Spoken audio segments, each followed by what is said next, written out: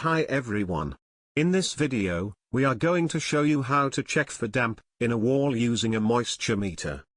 We are using a pin type model, which measures the moisture content by inserting the pins slightly into the wall surface. Start by selecting an area that shows signs of damp, like discoloration, peeling paint, or a musty smell. Press the pins gently into the wall and read the display. The reading will be shown as a percentage. Check multiple spots, high and low on the wall, to compare readings. If reading is 0 to 10%, then wall is dry and there is no action needed. If reading is 11 to 16%, there is slightly a damp, it means minor moisture present, and you just need to improve ventilation if necessary.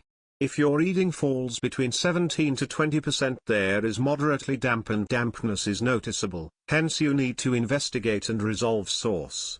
If reading is 21+%, there is high risk of damage and mold and you seek professional. Thanks for watching.